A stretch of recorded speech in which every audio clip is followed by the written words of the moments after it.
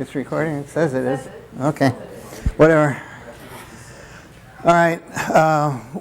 We're to the point in this study right now where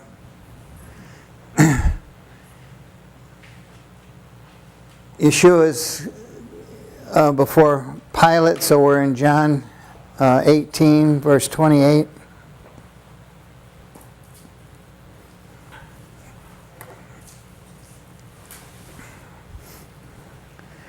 And it starts out, it says, they led Yeshua, therefore, from Caiaphas into the praetorium. Okay?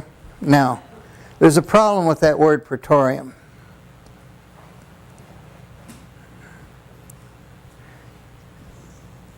The translators, again, decided themselves, since it was Romans taking and arresting Yeshua on the Mount of Olives, and it had to be Romans that took him to the high priest, and they have the Roman cohort in the other translations.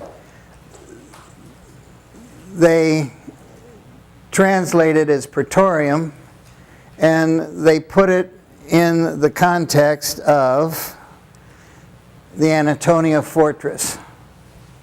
So for all of these centuries, it has been taught that Yeshua's trial with Pilate was in the Antonia fortress, and they come up with the idea that because of the problems in Jerusalem and all the other things in the Passover, that Pilate would have had to have been in the praetorium or the Antonia fortress.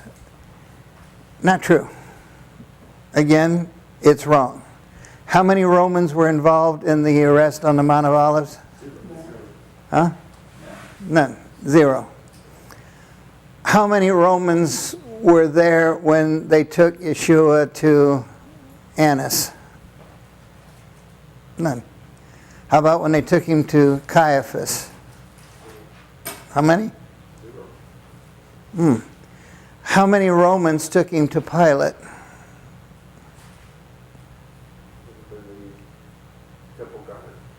Temple guard and the priests. Right? So how many Romans do we have in this picture right now? Okay, so now we're going to come to where there are some Romans, and we're going to have Pontius Pilatus. We call him Pontius Pilate. So what's wrong with this word praetorium, translated into our English Bible? Huh? It's wrong. It's incorrect. The word actually means Pontius Pilatus' residence. Okay? Now, this is a picture of part of Herod's palace, and they have discovered that who was the next door neighbor on that side of town. I'm going to show you a map. Who was the next door neighbor with a huge courtyard between the two places? Who was the neighbor of Herod? Pontius Pilatus. All right? So now, this is a picture of the Herod's and part of where Pontius Pilatus's homes were on the other side of town. Now I'm going to put this away for a moment, and we're going to go to the map.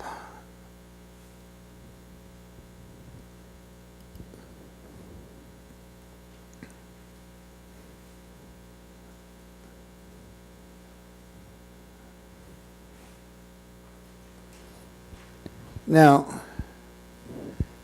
you can see this side over here. Where's the stick? Christy, is there a stick over there? No, there's no stick anymore. It was cleaned up because we were not really... Oh, well. Use your cursor. Okay. Just point it out with your cursor. You can see over in this area here, to the east, here's the temple, going east across the causeway, and here is Mount of Olives, right? Now, Here's the temple. Here's the fortress of Antonio, here where the little number 7 is.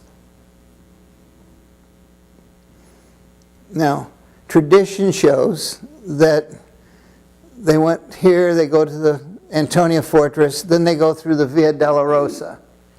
And the Catholic Church, Greek Church, Lutherans, and many others all teach that then he went through the Via Dolorosa, correct?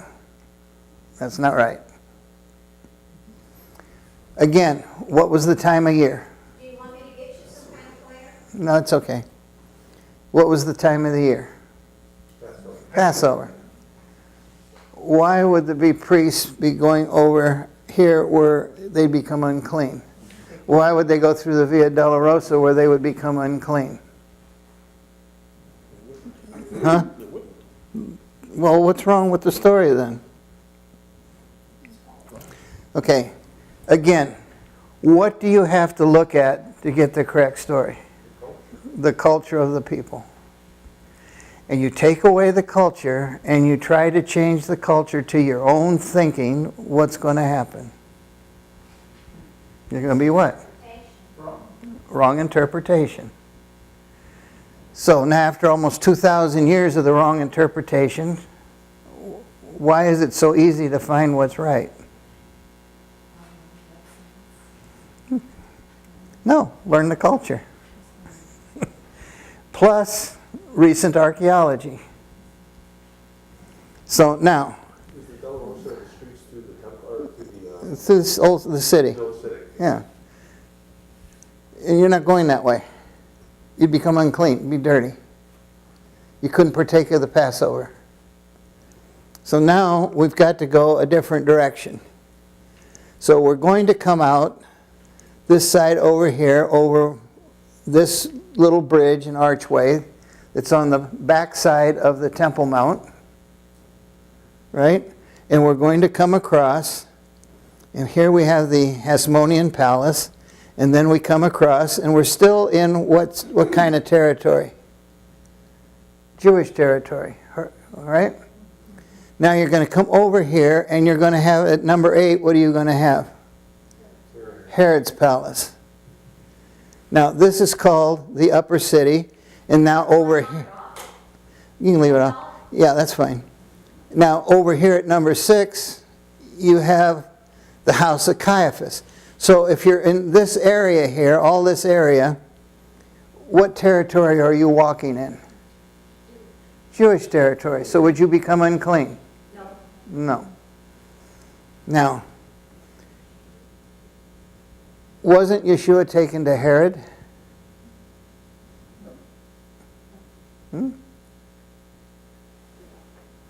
He wasn't? Yeah. After Pilate? Oh, Yeah, He's taken to Herod. Where's Herod's place? right next door. Okay, now, here's what they found in this upper city.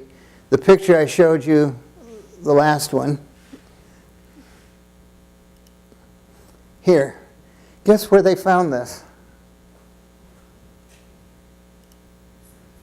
Right next door, in this upper city, right next door to Herod's palace. They found that. And guess what they found inside? That it belonged to Pontius Pilatus. That's his home. Now, the Bible doesn't say he was at the Praetorium. It says he was at his residence. His residence was next door to Herod. Herod was what?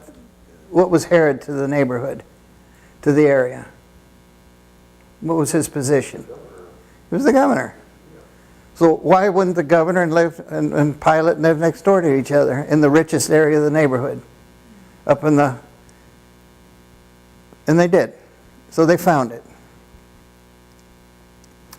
So they also found that there is a huge courtyard between the two houses.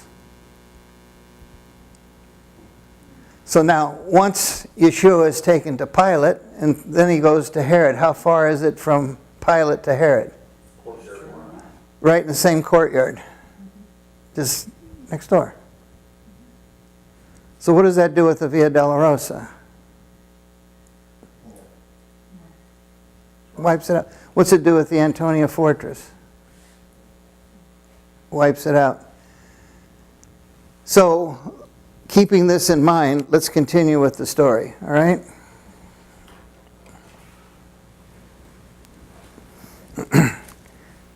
Now, even in my Bible, on the bottom, number 26 here, it says, governor's official residence, not praetorium.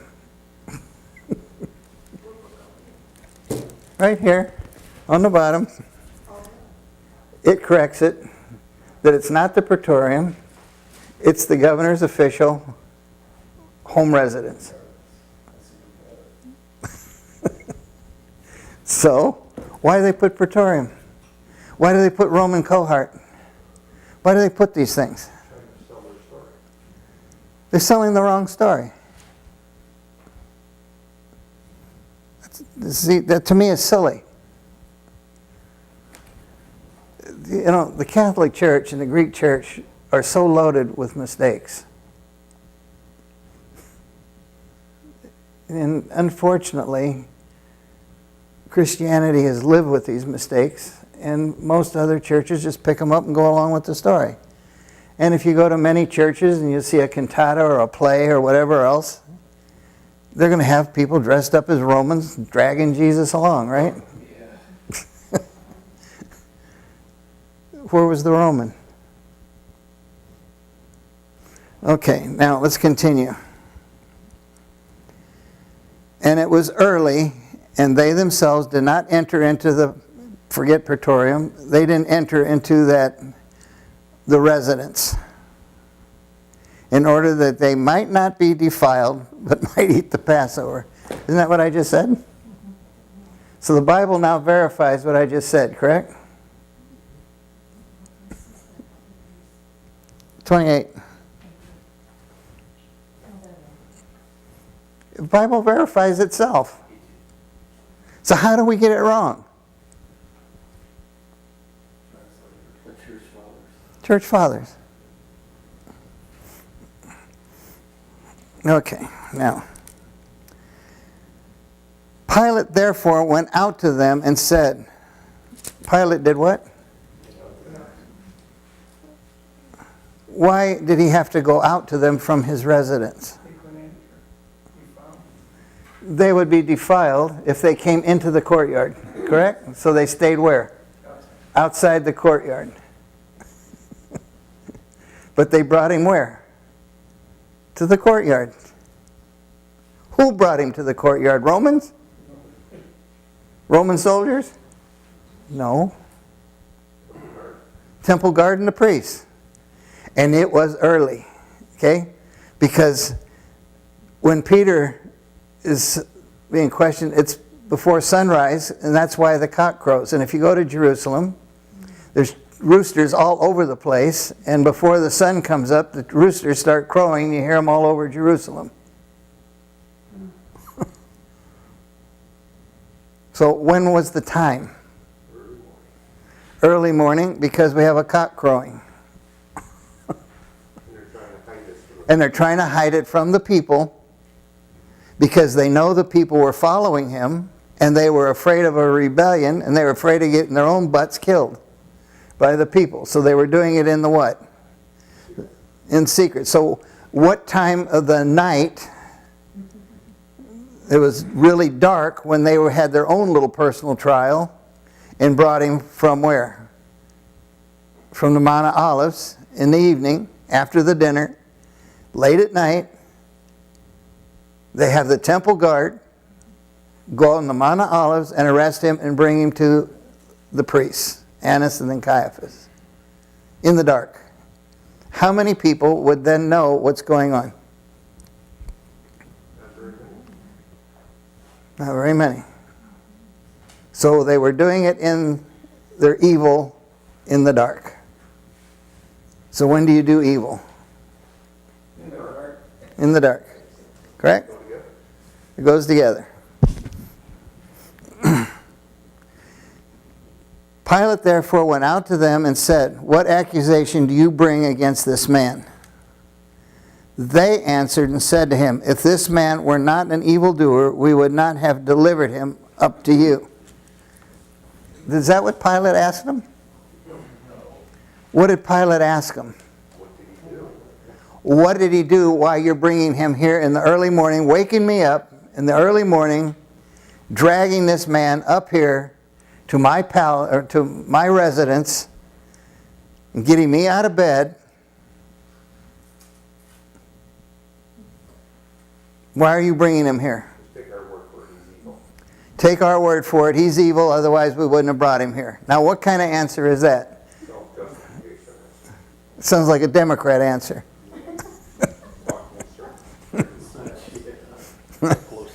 A Pelosi answer. A Schumer answer. Take our word for it, he's evil. Kill him. Well, Pilate says, okay, and then Pilate therefore said to them, take him yourselves and judge him according to your law. Well, if he's just evil, get him out of here. I don't want him messing with this early in the morning. Get him out of here. Go deal with it according to your own law if he's evil. I mean, what did Pilate care? He's evil. I mean, can you see the picture? You know, Pilate doesn't know what they're doing. Well, he's evil. Get him out of here. You go away. Look at. All right, now, well, you'll see that. Pilate therefore said, take him yourselves and judge him according to your own law. The Jews, no, it's the who, not the Jewish people. And see, here again, this is where the Catholic Church, Greek Church, Lutheran Church, many other churches go wrong. They translate it here as being the Jewish people. It's not the Jewish people. Who was there outside the courtyard? Some of the priests, the ruling priests, only the ruling priests, who had their little positions threatened, who were afraid of losing their power and their money and their positions and their wealth. Right? Isn't that who was there? The rotten ones. The irony in there, they're trying to stay clean, and that's what They're trying to stay clean, yeah. Right, the irony. They're trying to stay clean for Passover, and here they're crucifying the Passover lamb. They're calling him evil. Well, technically, they're house of hell. They're the devil's minions. Well, why do you think so many churches that call themselves Christians are no better than these priests? These were the priests of the people. These weren't pagans. These were the high priests of the people. These were the religious leaders. So your religious leaders today, are they really any better? What do you think made them think Pilate would do anything? Because, well, they wanted him dead. And they knew they had no law that they could kill him. Okay? So they were desperate. And they knew the only way that they could kill him was to do it in the dark, try to get Pilate convinced that this guy is evil, that he needs to be dead, and then they're going to have to come up with the story that he thinks he's king and all this other kind of stuff, and that he's a threat to the Roman governor. See, they're going to have to do what? They're going to have to lie. This was the CNN group of the day. Right? Fake news.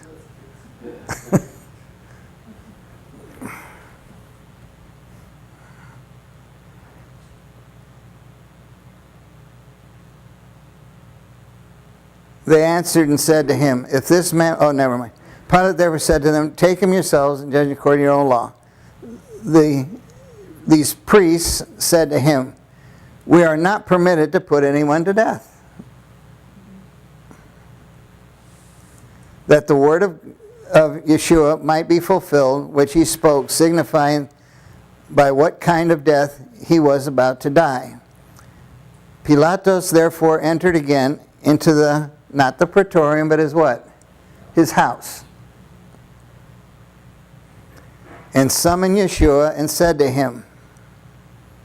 Alright, so now why did Yeshua go in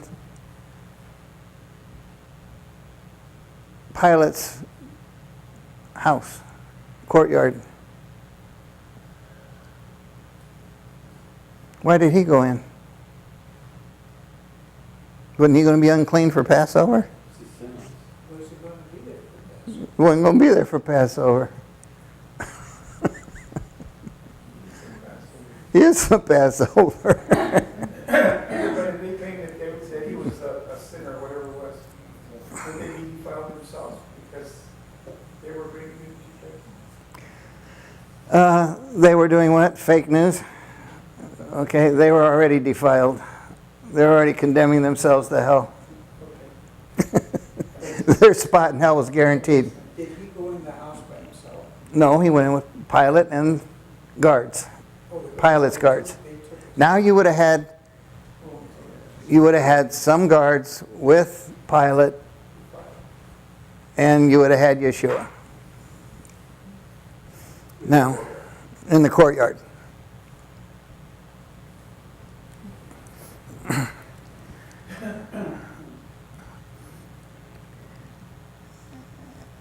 And said to him, "Are you the king of the..." And that doesn't actually even say Jews, it's the Hebrews. Now, Yeshua answered, "Are you saying this on your own initiative, or did others tell you about me?" In other words, have people been telling you about me? Who's told you about me that I'm called the king of the Hebrews? Pilate answered, "I am not a Jew, am I? Your own nation and chief priests delivered you up to me." Uh-oh. Now, what did the Bible just say? Who?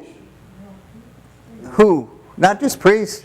Chief priests delivered you up to me. Now, is that not clear? Who delivered him? The Jewish people? The Hebrew people? The Israelites? Who delivered him? Pilate said what? Who delivered him? Chief priests. So why do we have a problem with the story that you get in traditional Christianity, and the traditional plays, and the traditional movies? They don't read the scripture. They don't know how to read. They don't know the culture. And they don't bother to read. How clear is that? Crystal. All right, now, what have you done? Yeshua answered, "My kingdom is not of this world. If my kingdom were of this world, then my servants would be fighting that I might not be delivered up to the Jews." Now, Yeshua just said, I might not be delivered up to who? Did he say to the Romans? Be delivered up to who?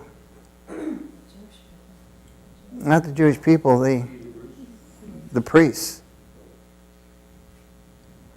Let's see, we've got to be careful that we distinguish that it's not the Jewish people.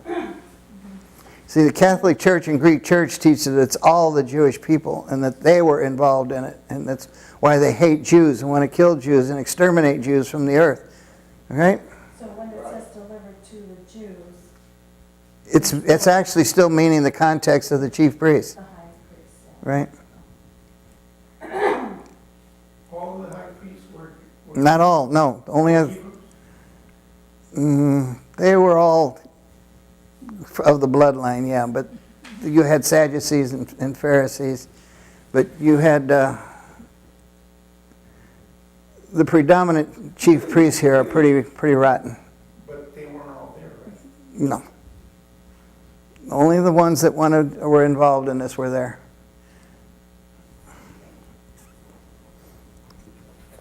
Now, But as it is, my kingdom is not of this realm. Pilate therefore said to him, so you are a king? Yeshua answered, you say correctly that I am a king. For this I have been born, and for this I have come into the world, to bear witness to the truth. Everyone who is of the truth hears my voice. Now, what kind of answer is that to Pilate?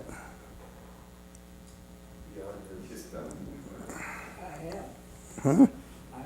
Well, it's more than that. What's the message to Pilate?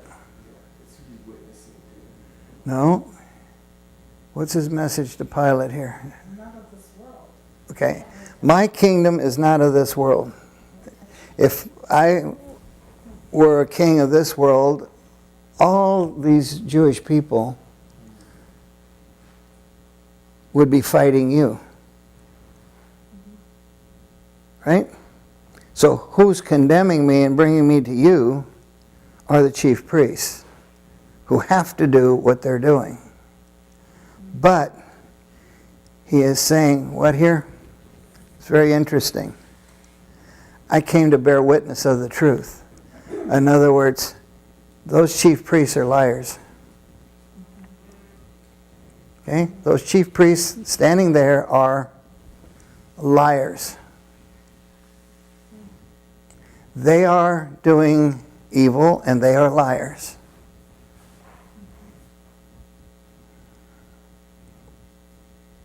You see it there? That's what he's saying. I came to bear witness of the truth. And what they're saying is what? False. It's false. It's not the truth. Now, that was his answer to Pilate.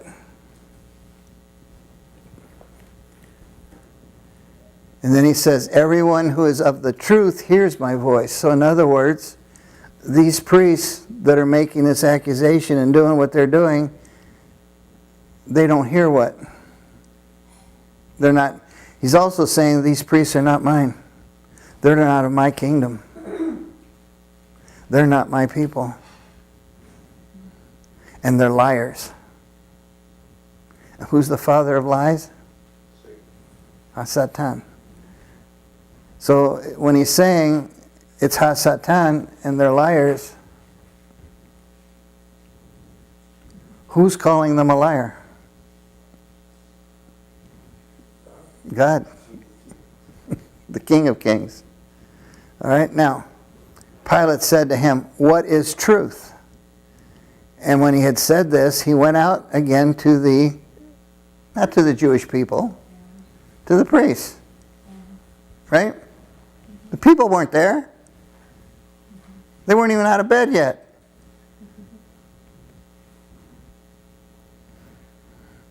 And said to them, I find no guilt in him.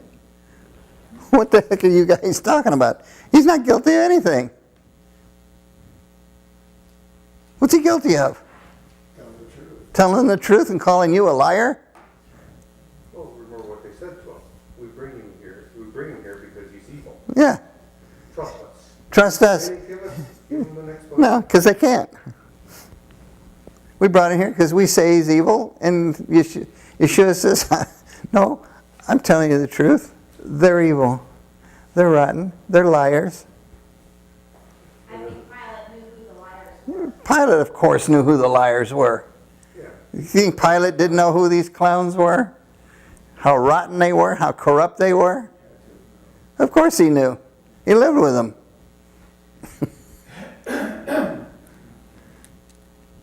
You know, if you live in Washington, D.C. and you're around Congress, the Senate, and everything else, don't you know that everybody standing around you basically is a liar? Don't you? Don't you know who all the liars are standing there, and you're standing there lying with them? Human nature doesn't change. No. I mean, you think the political elite of this world aren't all liars? Just better liars. Some are better liars than other liars. I mean, you ever listen to Fox and they ask these Democrats a question. All they do is go into their spiel, right? They never answer the question. They all go into their little mantra, their talking points, their little mantra. And the host will say, no, that's not what I asked you. I asked you this. And they'll go right back into what? Their spiel, their mantra. Do they ever get an answer? No. Because they can't answer. Because they're what? They're liars. Yeah, they're full of it. Now, Pilate said to him, what is truth? And when he had said this, he went out again to these priests and said to them, I find no guilt in him. But you have a custom that I should release someone for you at the Passover. Do you wish then that I release for you the king, your king? King of the Jews, your king. So he's claiming, in other words, Yeshua said, yes, I am king. So Pilate now goes back and says, do you want me to release this guy he says he is your king? He's not a king threat to me, but he says he's a king to you. And he says he's telling the truth and you're saying he's evil. You want me to release him? Because we have this tradition. You want me to let him go? Then Pilate therefore they cried out again, saying, not this man, but Bar-Sabbas. Not Barabbas. There's no Barabbas. It's Bar-Sabbas. And his name was Yeshua Bar-Abbas. The Son of God. Son of the Father. So Yeshua says he's the Son of the Father. Yeshua Bar-Abbas says he's the Son of the Father. Question. It says they all cried out again. That's what they try to make it from the traditional church. They try to make it like this. It's not. It's only the priest. Right. And so Because, first of all, you can't get that many people up there. You can only get a handful of people up in that area. We've been there. You can only get a small amount of people there. So who's there? The priests. Where are the people? In bed. So all those priests. All the priests.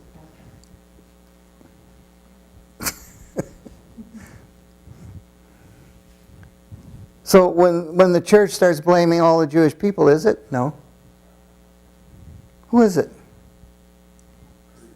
Priests.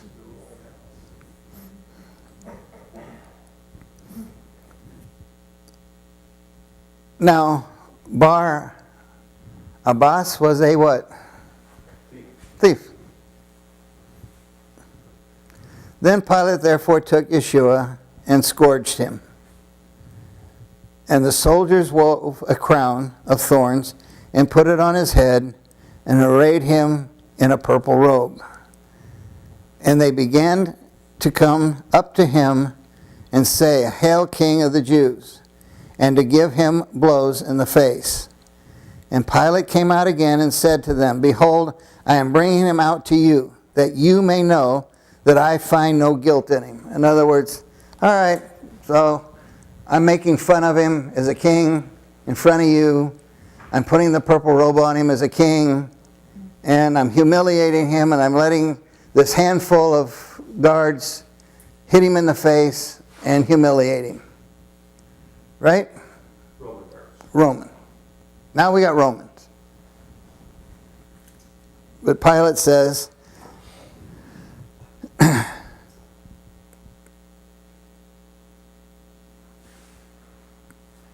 I find no guilt in him. Now, what's the problem here? These priests are what? They're only bent on one thing. Kill him.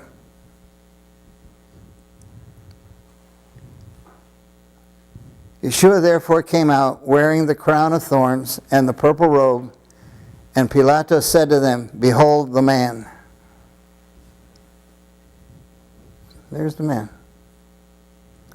When therefore the chief priests and officers saw him, who's there?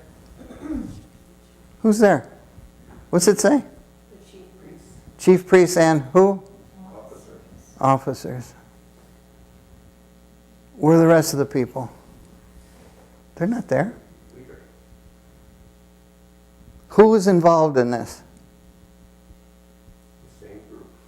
The chief priests In the temple guard. and some of the temple guard, right? So then why do all the Jews get blamed for this? Because of the stupid reading in English translation and not knowing the custom and not really reading what's here. And they cried out saying, "Crucify, crucify." Who's crying it out? The chief priest. The Romans? No, the chief priests. Who's wanting him crucified? Who's he a threat to? The chief priests and their little dominion.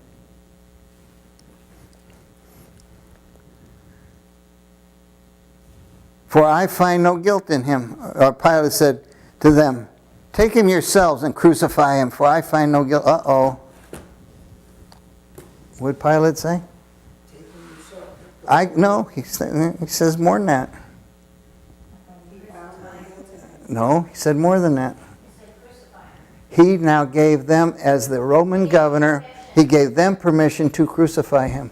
Well, they also had to have back then, according to the law, they could not execute without permission from the Roman. Governor. And he just gave it to He them. gave them permission to. He just gave it to them. He said, "I don't find any guilt in him. I'm giving you the governor's permission, my permission, you go crucify him." Whoa. So then why was there a centurion there, just to keep the peace? There'd be a centurion and a small accompaniment to keep the peace. Because they did gamble for his robe and everything. Okay? Now, Well, what? but they weren't Roman either.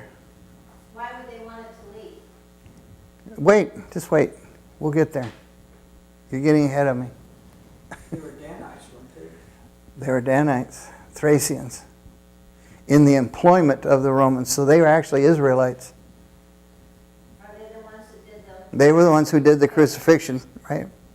They were Danite Thracians because the spear that was used was a Thracian javelin. How do we know that?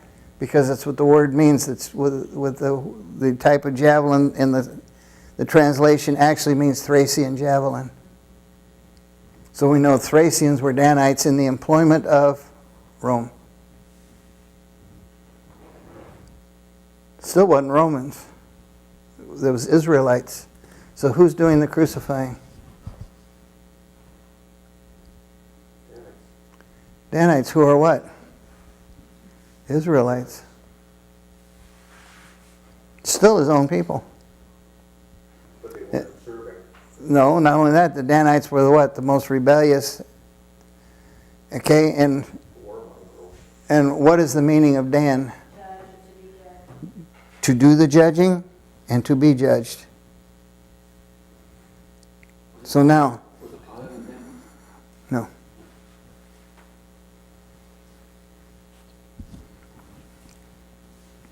So who's doing it? Still Israelites. It's not the Jews, except these stupid priests. And it's not the Romans. It's Danites, Israelites, doing their job to do evil as the ones who do the judging.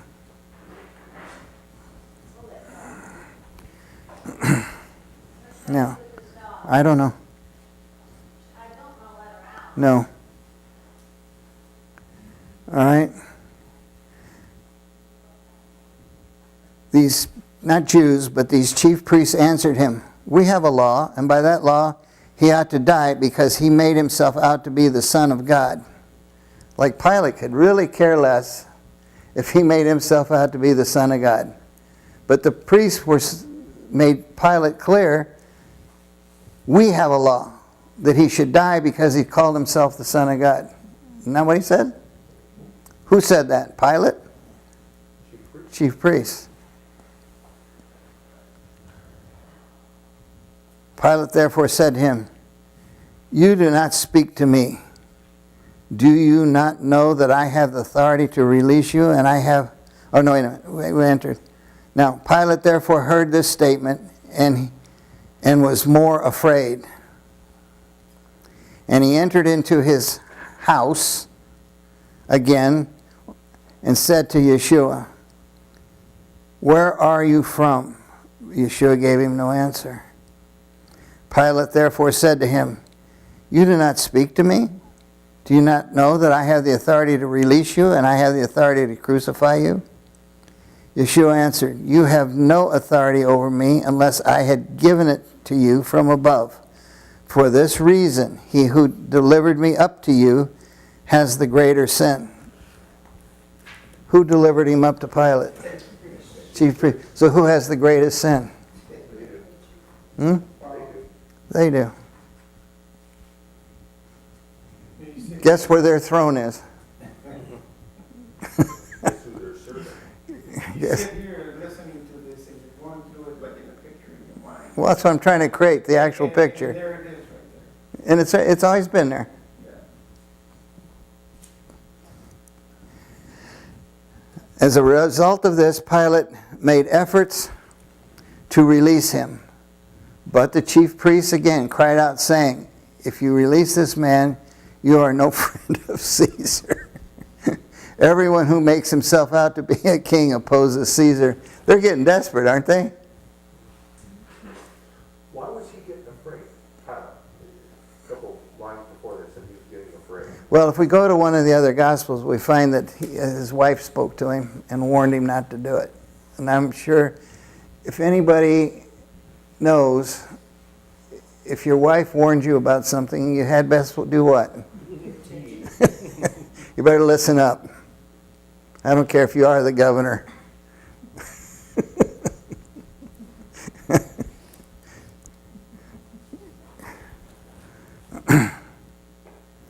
When Pilate therefore heard these words, he brought Yeshua out and sat down on the judgment seat.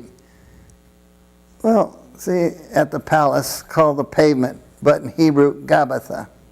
That again, the bema. In Greek, it's called a bema judgment seat. That was not at the Antonia fortress. That was in his courtyard.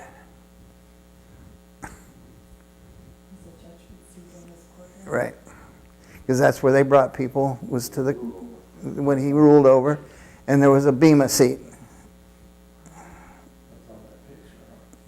Right.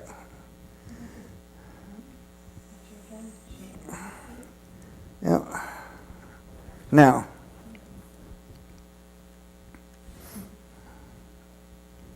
Now, it was the day of preparation for the Passover, and it was about the 6th hour.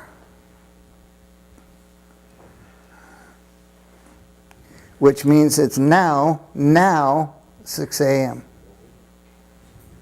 What's just coming up around 6 a.m.? So all this other garbage is being done what? In the deception of darkness, because there's no people around. Plus the people didn't live up there on that side of town anyway. Most of the people lived in the lower city of David.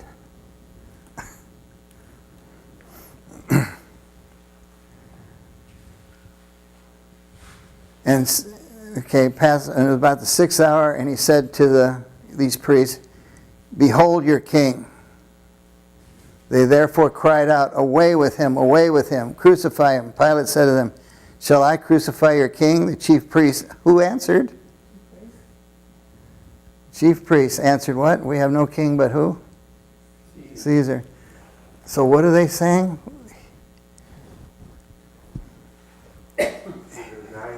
They're denying that he is the Messiah and he is king. They're denying he's the house of David. They're denying everything about him. They have now condemned themselves forever where? They're sitting right next door to who? Hasatan. All right, now. So he then delivered him to them to be crucified. What's that say? No Jews involved, or no Romans involved. He delivered him to who? The high priest. He gave him to the high priest. Should we take that line out of the Bible? No.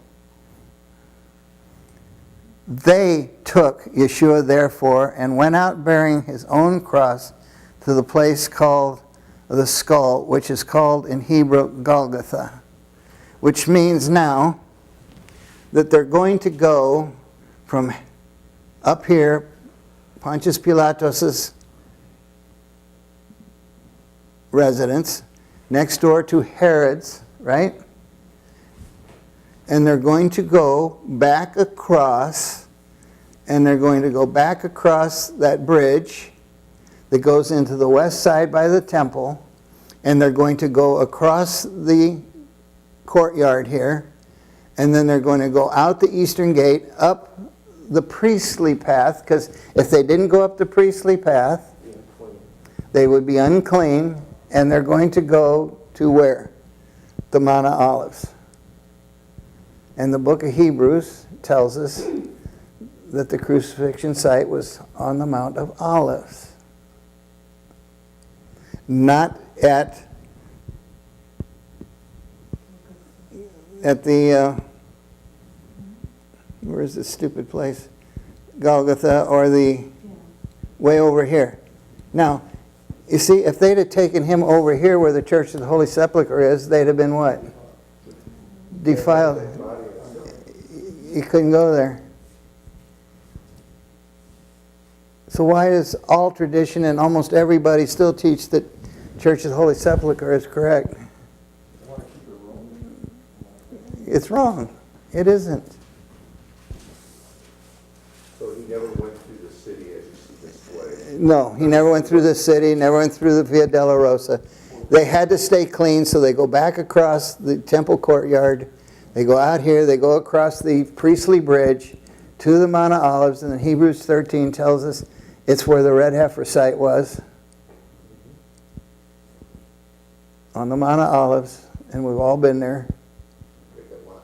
At the vacant lot, where it stayed vacant for 2,000 years, where it will be part of the picture of the very last days and his return. Because we're going to have the two witnesses that have to come, and the two witnesses will be killed in that vacant lot. And what is that vacant lot full of besides the two olive trees? Rocks. And who is going to kill these two witnesses? The high priest. High priests of what? Not the Jews. No. Who's going to kill the two witnesses?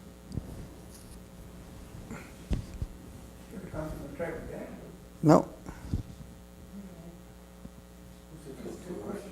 Who's going to stone the two witnesses? No. Well, they may be Arabs, but they're what church? Greek Orthodox and Roman Catholic Church. Yep. Because they're going to be on that path. And the two witnesses are going to go up to that observation point where 7 Arches is. And they're going to get a voice that's going to proclaim the Lord from that observation point. And they're going to have a bombastic voice, and they're going to bellow about Yeshua that's going to be so loud it will be heard all the way from the Mediterranean to the Dead Sea and all over Jerusalem. And then they will start walking from the observation point toward the two olive trees in the vacant lot. And there, the Greek Orthodox priests and the Orthodox and some Catholics will pick up stones and kill them there. And it'll be right in the face of that Jewish building that's right there at the end of the vacant lot. The Ocean Synagogue, Jewish residence. Yep, the Hoshen residence, right there by the vacant lot. And they will lie there, and then they will rise up from that vacant lot right in front of Hoshen, the Jews at Hoshen. And right there is where one of the great Greek Orthodox churches on the Mount of Olives owns the land. They will rise again on that land that belongs to the Orthodox Church. Right in front of those Orthodox Catholics who have wrongly portrayed the picture of Yeshua and the crucifixion all these years. And every year on Easter, one day out of the year in the morning, they all say, Christos anesti, Christ is risen. One day out of the year, they let Jesus rise from the dead. The rest of the year, they all wear crucifixes and all walk around with their black clothes, blaming the Jews for the crucifixion. And it wasn't them at all. It was just the chief priests. The high priests, who were the chief sinners in the house of Israel. They were blaming him for being a sinner and unclean, and they were the most unclean thing in the temple.